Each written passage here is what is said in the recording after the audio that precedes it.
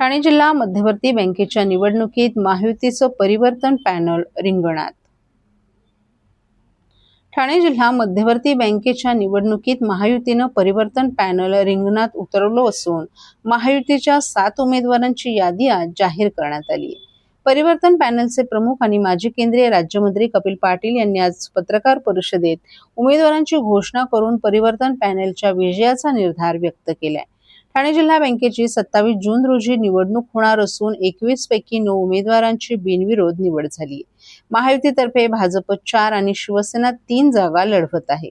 भाजपतर्फे अनुसूचित जाती किंवा अनुसूचित जमातीतील मतदारसंघातून पांडुरंग बरोरा, खरेदी विक्री संघ प्रक्रिया संस्था व ग्राहक संस्था मतदारसंघात सीताराम राणे, महिला राखीव मतदारसंघात दीपाली पाटील, इतर मागासवर्ग मतदारसंघात हार्दिक राऊत, तर शिवसेनेतर्फे पगारदार सेवकांच्या सहकारी पतसंस्था, नागरी सहकारी संस्था आणि नागरी बँक मतदारसंघात प्रभुगोविंद पाटील, महिला मतदारसंघात सुवर्णा पावशे, विमुक्त जाती, भटक्या जमाती किंवा विशेष मागासवर्ग मतदारसंघात राजेंद्र घोलप यांना उमेदवारी देण्यात आली आहे. सहकार क्षेत्रात कार्य करणाऱ्या उमेदवारांमुळे महायुतीला यश मिळेल असा विश्वास कपिल पाटील यांनी व्यक्त केलाय. मुख्यमंत्री देवेंद्र फडणवीस, उपमुख्यमंत्री एकनाथ शिंदे, भाजपचे प्रदेशाध्यक्ष रवींद्र चव्हाण यांच्याबरोबरच राष्ट्रवादी काँग्रेसच्या नेत्यांबरोबर चर्चा करून परिवर्तन पॅनल तयार करण्यात आला आहे.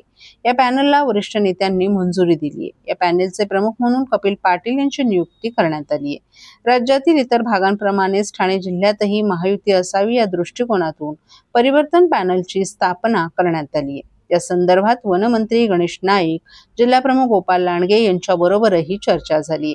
यापूर्वी 2013 मध्ये बँकेची उलाढाल 7,000 कोटी रुपये होती. आता 2026 मध्ये बँकेची उलाढाल 12,500 कोटी रुपयांपर्यंत पोहोचल्याची माहिती पॅनल प्रमुख कपिल पाटील यांनी दिली आहे. परिवर्तन पॅनलच्या स्थापनेबाबत उपमुख्यमंत्री एकनाथ शिंदे, खासदार श्रीकांत शिंदे, जिल्हाप्रमुख गोपाल लांडगे यांच्याबरोबर चर्चा झाल्यानंतर उमेदवारांची घोषणा करण्यात आल्याची माहिती शिवसेनेतर्फे बँकेचे माजी अध्यक्ष बाबाजी पाटील यांनी दिली आहे. मला आपल्याला चांगला आपण प्रश्न विचारला. मला आपल्याला सांगायचं आहे की भारतीय जनता पार्टी म्हणून परिवर्तन पॅनल किंवा महायुतीचं पॅनल किंवा भारतीय जनता पार्टीचे उमेदवार ह्या बाबतीतला निर्णय करण्याचा अधिकार भारतीय जनता पक्षाच्या प्रदेशाध्यक्षांना आहे.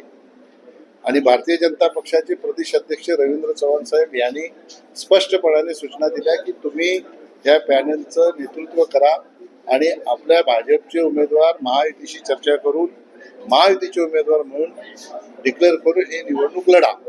मला असं वाटतंय की ज्या ठिकाणी प्रदेशाध्यक्ष सांगतील तेच खऱ्या अर्थाने अधिकृत भारतीय जनता पक्षाचे उमेदवार आहेत असं म्हटलं तर चुकीचं ठरणार नाही आणि तेच सत्य आहे. आता महायुतीच्या माध्यमातून शिवसेना म्हणून बाबाजी पाटील यांनी सांगितलं की त्यांना सन्माननीय उपमुख्यमंत्री एकनाथ शिंदे साहेबांनी सांगितलं की तुम्ही महायुतीच्या पॅनलमधून लढा, आपले हे असे उमेदवार आहेत, त्याची माहिती त्यांनी दिली.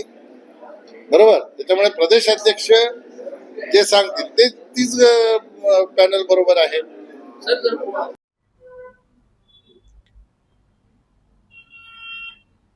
ठाणे महापालिकेच्या इमारती धोक्यात, शहर विकास विभाग, गावदेवी मार्केट आणि कळवा रुग्णालयाच्या स्ट्रक्चरल ऑडिटची काँग्रेसची मागणी.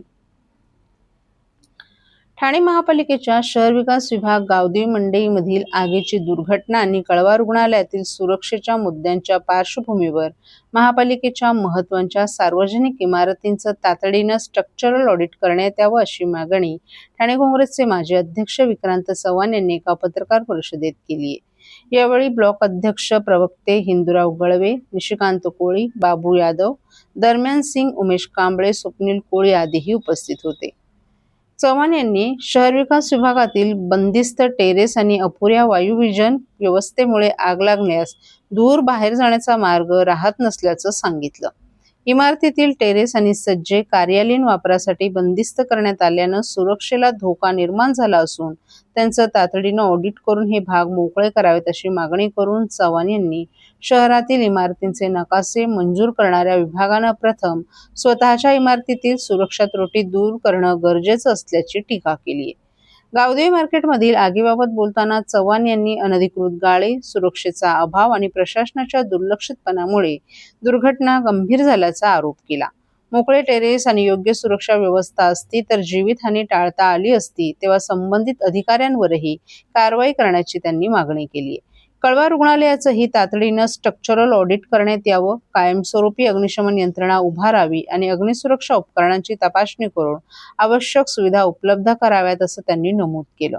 तसंच अग्निशमन दलातील 176 रिक्त पदं त्वरित भरून संवेदनशील ठिकाणांवरील सुरक्षा अधिक बळकट करण्याची मागणी विक्रांत चव्हाण यांनी केली.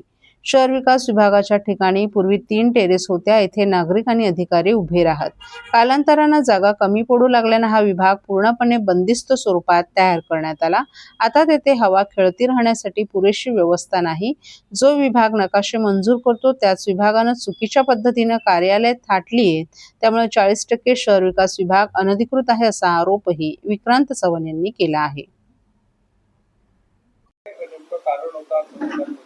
काल परवा शहर विकास विभागात आग लागलेली होती.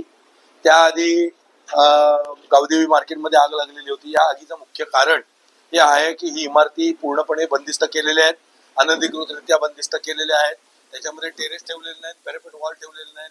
शहर विकास विभाग सध्या गरमा भरपूर आहे, आगीचं प्रमाण वाढलेलं आहे, शॉर्ट सर्किटचं प्रमाण वाढलेलं आहे आणि तेव्हा हवा यायला जागा नाही. शहर विकास विभाग पूर्णपणे बंदिस्त केलेला आहे. वास्तविक शहर विकास विभाग हे अनधिकृत आहे 40%. तिथल्या टेरेस सगळ्या कव्हर करून एसी लावून आत बसलेत ते.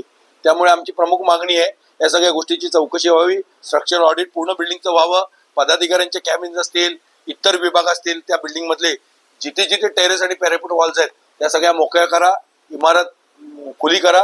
कारण जर उद्या पदाधिकारी किंवा पदाधिकाऱ्यांकडे येणारे कार्यकर्ते, तुम्ही पत्रकार, इतर कामासाठी येणारे नागरिक उद्या मोठ्या प्रमाणात जर आग लागली तर जीवितहानी होण्याची शक्यता नाकारता येत नाही.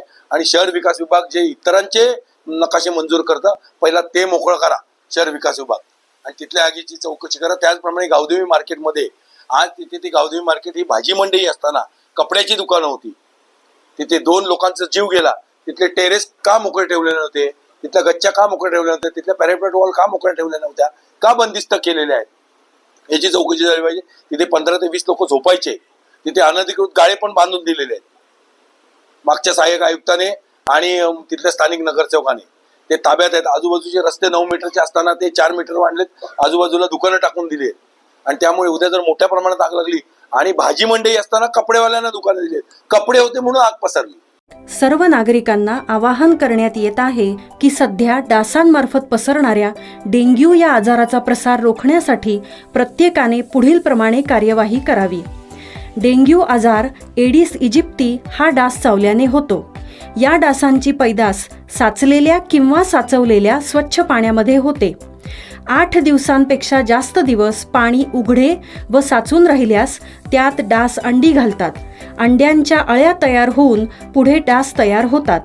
यासाठी आपल्या घरातील पाणीसाठे उदाहरणार्थ बॅरल्स, पिंपे, टाक्या, हौद, रांजणे इत्यादी दर आठवड्याला रिकामे करून घासून पुसून कोरडे करून पुन्हा भरावे.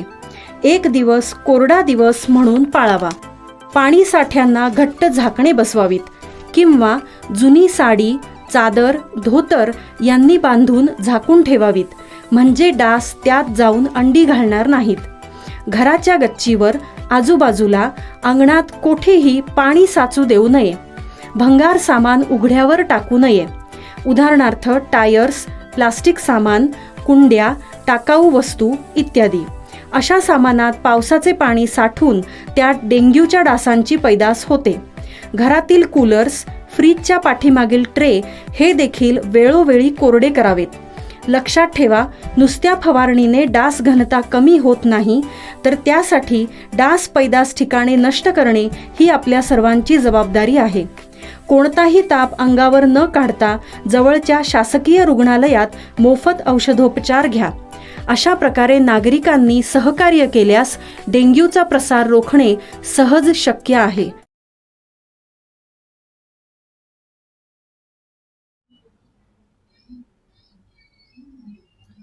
ठाण्यात वृद्धावर झालेल्या हल्ला प्रकरणानंतर मनसे आक्रमक, ओला चालकांशी मनसे कार्यकर्त्यांची हुज्जत. ज्युपिटर रुग्णालयाजवळ 70 वर्षीय वृद्ध व्यक्तीवर झालेल्या हल्ल्याच्या घटनेनंतर महाराष्ट्र नवनिर्माण सेना आक्रमक झाली. या प्रकरणाच्या पार्श्वभूमीवर मनसे नेते अविनाश जाधव यांनी घटनास्थळी भेट देत ओला चालकांशी संवाद साधला. यावेळी काही परप्रांतीय ओला चालकांना मराठी भाषा येते का याबाबत विचारणा करण्यात आली. तसंच महाराष्ट्रात काम करताना मराठी भाषेचा वापर आणि स्थानिकांशी संवाद साधण्याचं महत्त्व अधोरेखित करण्यात आलं. या घटनेदरम्यान काही चालक आणि मनसे कार्यकर्त्यांमध्ये वादावादी झाल्याची माहितीही समोर आली. दरम्यान सोशल मीडियावर मनसे कार्यकर्त्यांनी काही चालकांना धारेवर धरल्याचे व्हिडिओ व्हायरल होत आहेत. मात्र या प्रकरणाबाबत पोलिसांकडून अधिकृत भूमिका अद्याप स्पष्ट करण्यात आली नाही. काल झालेल्या वृद्धावरील हल्ल्याच्या घटनेनंतर शहरात या विषयावर राजकीय आणि सामाजिक स्तरावर प्रतिक्रिया उमटत असून संबंधित प्रकरणाचा तपास पोलीस करत आहेत. काल पुन्हा एक अशी घटना घडलेली आहे ज्याच्यामध्ये एका वयोवृद्धाला या परप्रांतीय ओला उबर चालकाने मारलेला आहे आणि व्हिडिओ देखील व्हायरल झालेला आहे. काय वाटतं? मला असं वाटतं की मागच्या काही दिवसात तुम्ही सतत ही गोष्ट ठाण्यामध्ये होते. मी 4 दिवसापूर्वी ही जांभळी नागा भाजी मार्केटमध्ये पण एका वयोवृद्ध महिलेला काही तिथल्या फेरीवाल्याने मारलं होतं. कालची घटना देखील तशाच प्रकारची आहे आणि या घटना सतत वाढत चाललेल्या आहेत. आता या का वाढतायत, त्यांना कोण हिंमत देतंय, कोण बळ देतंय हे शोधलं पाहिजे. पण सरकारने देखील फक्त बोलून होणार नाही, तर यांच्यावर स्ट्रिक्टली कारवाई करणं गरजेचं आहे. कालची घटना अतिशय वाईट आहे. ज्या पद्धतीने तो मारत होता हे पाहता आत्ताही आमचे हात शिवशिवत आहेत आणि वाईट या गोष्टीचं वाटतं की त्याच्या बाजूला, त्या व्हिडिओच्या बाजूला तुम्ही पाहाल तर काही तरुण पोरं उभी आहेत, पण ते बघण्याचं काम करतात. म्हणजे ती त्या माणसाची बायको ही त्याला अडवण्याचा प्रयत्न करते, पण तिथले काही तरुण मुलं हे बघण्याचं आणि व्हिडिओ रेकॉर्डिंग करण्याचं काम करत होते. हे देखील समाजासाठी अतिशय घातक आहे. हे व्हिडिओ बनवणं आणि ते बघत राहणं आणि हे झाल्याच्या नंतर मग त्याचा विरोध सोशल मीडियावर करणं, याच्यापेक्षा तिथं उभे असलेले जे तरुण पोरं होती त्यांनी जर त्याला धोपटलं असतं ना तिथे, तर आम्हाला कोणाला या सगळ्या विषयात पडायची गरज लागली नसती.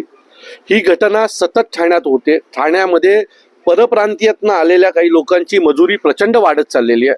याच्यावर आळा बसवला गेला पाहिजे. कायद्यामध्ये याच्या बाबतीत तरतूद केली पाहिजे होती. जर रिक्षा परमिट देताना मराठीच्या मुद्द्याचं जर पालन केलं असतं ना, किंवा हे टॅक्सीचे परमिट देताना जर मराठीच्या मुद्द्याचं पालन केलं असतं ना, तर आज ही वेळ आली नसती. देशभरात नीट पेपर फुटी प्रकरण चांगलंच गाजलं आहे. या पाठोपाठच सीबीएसई पेपर घोटाळा देखील उघडकीस आला असून यामुळे अनेक विद्यार्थ्यांचं शैक्षणिक नुकसान झाले. यात काही विद्यार्थ्यांनी आत्महत्या देखील केली आहे. याचाच निषेध करण्यासाठी राष्ट्रवादी युवक काँग्रेसचे जिल्हाध्यक्ष अभिजित पवार यांनी ठाण्यातील जिल्हाधिकारी कार्यालयासमोर अनोखे आंदोलन केलं. नीट पेपर फुटी प्रकरण, सीबीएसई घोटाळा यामुळे देशाची शैक्षणिक प्रतिमा मलिन होत असून यामुळे विद्यार्थ्यांवर देखील परिणाम होत आहेत. म्हणून केंद्रीय शिक्षण मंत्र्यांनी नैतिकतेच्या आधारावर राजीनामा दिला पाहिजे अशी भूमिका राष्ट्रवादी युवक काँग्रेसचे अभिजित पवार यांनी मांडली आहे. या आंदोलनात केंद्रीय शिक्षण मंत्र्यांची हुबेहूब वेशभूषा केलेले धर्मेंद्र प्रधान यांना चपलांचा हार देखील घालण्यात आला. देशातल्या विद्यार्थ्यांना खेळणं समजलंय, हा देशातील विद्यार्थ्यांचा अपमान आहे. हा अपमान सहन केला जाणार नाही. हे सरकार आम्हाला कॉक्रोच समजत आहे. आता कॉक्रोच रस्त्यावर उतरले असून कॉक्रोच पार्टीलाच आमचं समर्थन असल्याचं माध्यमांशी बोलताना अभिजित पवार यांनी सांगितलं. देखील घोटाळा बाहेर पडलेला आहे. शिक्षण मंत्र्यांनी राजीनामा दिला पाहिजे अशा प्रकारची मागणी आपली आहे. आज आंदोलन केलेलं आहे. काय सांगा? विद्यार्थी रात्रभर जागून अभ्यास करतात, वर्षानुवर्ष अभ्यास करत असतात. हे विद्यार्थी म्हणजे विद्यार्थ्यांना काय समजून ठेवलंय या भारत सरकारने? पेपर मध्ये नापास झाल्यानंतर विद्यार्थ्यांना रिचेकिंगला पेपर टाकला तर त्यात तो पास झालेला असतो. म्हणजे नक्की हे शिक्षक काय करून, काय पिऊन पेपर चेक करत असतात? हे विद्यार्थ्यांना खेळणं समजलं. हा विद्यार्थ्यांचा अपमान आहे. हा अपमान भारतामध्ये सहन केला जाणार नाही. ज्या पद्धतीचं राजकारण या विद्यार्थ्यांच्या बाबतीत या नरेंद्र मोदी सरकारने, या धर्मेंद्र प्रधानांनी, शिक्षा मंत्र्यांनी केलंय, त्या प्रकारे यांचा राजीनामा घेतल्याशिवाय कधी विद्यार्थी हे शांत बसणार नाही. सर, एकीकडे पुण्यात देखील काँग्रेस जनता पार्टीचं आंदोलन याच बाबतीत सुरू आहे. राष्ट्रवादी शरदचंद्र पवार युवक काँग्रेसचं देखील आंदोलन सुरू आहे. काय वाटतं सरकारला आता तरी जागे? कॉक्रोचेस आता काहीतरी करून दाखवतील. कॉक्रोच रस्त्यावरती उतरले, त्यांना तरुणांना कॉक्रोचेस समजायचंय, तर आम्ही सगळे कॉक्रोचेस आहोत. कॉक्रोच पार्टीला आम्ही समर्थन करतो. की ज्या पद्धतीने ते एवढ्या ताकदीने देशामध्ये अभिजित दिपके उतरले आहेत, विद्यार्थ्यांच्या भल्यासाठी उतरलेले आहेत. या राज्यात चाललंय काय? काल ठाण्यात आरती बघितली असेल तुम्ही. त्याच्यावरती मला काय जायचं नाही, पकडलं गेलं तर जय श्रीराम.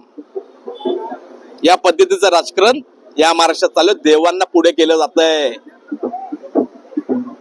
बघता करत पुढे पुढे ओढलं जातंय. त्या गायीच्या वासरूला पण समजतं, मी दूध पिल्याने मोठी होईन, मी गोमूत्र पिल्याने मोठी होणार नाही.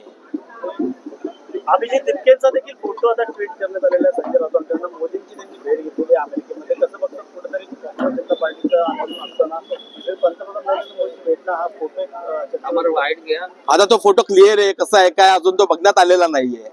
फोटो कसं बनवलाय, काय बनवलाय, पण ठीक आहे, ज्या पद्धतीचा फोटो आहे ते आधी भेटले असतील. जसं त्यांच्यावरती आरोप होतात की हा पक्षाचा कार्यकर्ता आहे म्हणून, पण काहीतरी त्याने पाऊल उचललंय ना. ते पाऊल उचलल्यामुळे देशात क्रांती आल्यासारखी वाटते. म्हणजे विद्यार्थी जगात हे विद्यार्थी पुढे आल्यासारखे वाटत आहे. विद्यार्थी नुकसान करणार नाहीत, नेपाळ सारखं होणार नाही आपल्या महाराष्ट्रात, आपल्या भारतामध्ये, पण त्यांना काहीतरी जाग येईल असं हे विद्यार्थी करून दाखवतील. अनेक विद्यार्थ्यांनी